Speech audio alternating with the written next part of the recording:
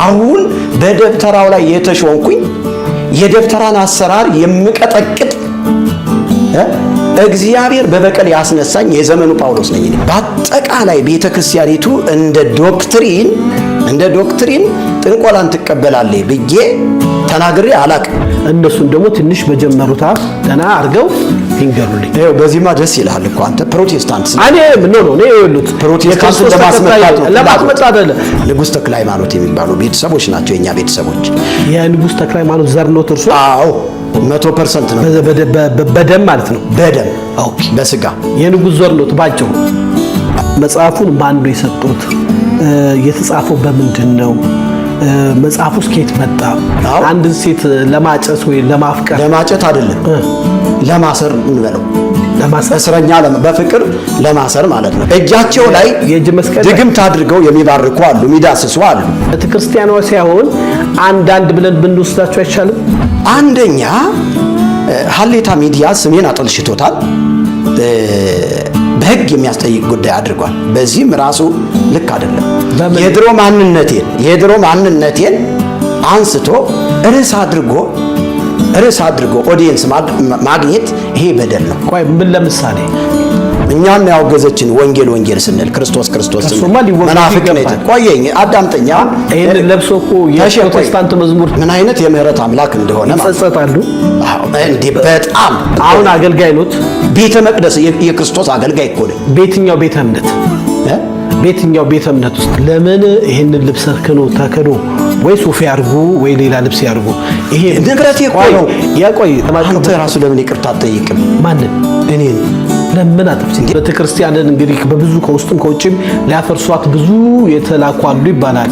እርሱ ከተላኩት መሃል ኖት የሚያሳብዳለሁ፣ የሚያደነዝዛለሁ፣ መፍዝዘ ኩናቶ ጠበንጃ አለው፣ ሰዎችን አፍዝዞ የሚቀማ እጀሰብ ነው የሚባለው። የሆነ ስራ ይሰሩ ነበር። እርሱ ራሱ ስሬች ማለት ነው። ምንድን ነው የሚባል? ስሬች በሰው ላይ ተንኮል መስራት ማለት ነው። ይሰራል። እውነት ነው። እንደዛ ነገር ይሰራል። የደብተርና ስራ በጌታ በኢየሱስ ስም ከምድራችን የተጠረገ ይሁን። አሁን አይሰሩበትም። ምን ማለት ነው? በሚስጥር ምን ማለት ነው? በሚስጥር አይሰሩ። ጌታ ይገስጽ። በእውነት በልሳን ድግምት እንደሚወራ ታውቃለህ? ቸርች ላይ በልሳን ድግምት ይወራል። ይወዷታል። በጣም ነው የምወዳት። ለምን ይቅርታ አይጠይቁ? ሚስጥር አወጣዋለሁ። እስራኤል ዳንሳ ገዳይ ነው። የውጊያ ሜዳውት ግን በዛ ችግር አይፈጥሩበትም ማለትም ግንባሮት በዛ። ገብርኤል የት ሄዶ ነው አሁን? እሱ ይልቅ ለሱ አይደል ፈርቶ ወንበዴ መሆኑን ስላወቀ ጋርድ የቀጠረው። እኔ እኮ ጋርድ የለኝም እኮ ሚካኤል አለኝ እኮ። እኔ እኮ በአባት የምተማመን ሰው ነኝ እኮ። ይሄ ይኸውልህ ውሸት አይደለም፣ ራሴ ነኝ ያወራሁትኝ። መኖሪያ ቤት ፈርሷል። በጣም ዘመናዊ መኖሪያ ቤት ፈርሶብኛል። ሰላም ለእናንተ ይሁን። በምድር ዙሪያ ያላችሁ የጌታ ቤተሰቦች ከእግዚአብሔር ከአባታችን ከጌታም ከኢየሱስ ክርስቶስ ጸጋና ሰላም ይብዛላችሁ። እኔ ወንድማችሁ መርጌታ ምስጢሩ መዝገቡ ከተሐድሶ ማኅበረ ጽዮን ሰማያዊት የክርስቶስ ቤተክርስቲያን የወንጌል አገልጋይ ነኝ። ዛሬ ወደ እናንተ የመጣሁትኝ ለሀሌታ ሚዲያ ቅሬታዬን ለማቅረብ ነው። በእውነት ስለ ወንጌል እናውራ በሚል ሰበብ ከወንጌሉ ውጪ ሌላ አጀንዳ በማንሳት ለራሳቸው ጥቅም እና ለራሳቸው ዩቲዩብ ፍላጎት ለማዋል እንደሆነ ከለቀቁት ቪዲዮ ተመልክቻለሁ እና በተለይ በጣም የማከብርህ ወንድም የተሸ እንደዚህ መደረግ የለበትም። እንዴት እኔ ያነሳዋቸው ነጥቦች በታማኝነት ለምን አልቀረቡ? እንዴ የኔ ንግግር ተቆርጦ ለእናንተ የሚመቸው ነገር ብቻ ኤዲት ተደርጎ ነው እንዴ መቅረብ ያለበት? ይሄ በእውነት ጸረ ወንጌልነት ነው እና ብዙ ያነሳዋቸው ነጥቦች ተቆራርጠው ቀርተዋል። እኔ አሁንም በጌታ ፍቅር ነው የምጠይቀው፣ ያነሳዋቸው ነጥቦች ሳይቆራረጡ በትክክል እንደገና ኤዲት ሆነው ለአድማጮቻችን እንዲተላለፉ ፈልጋለሁ። በጣም ነው። ለእናንተ የሚመቸውን ቆራርጣችሁ አቀረባችሁት።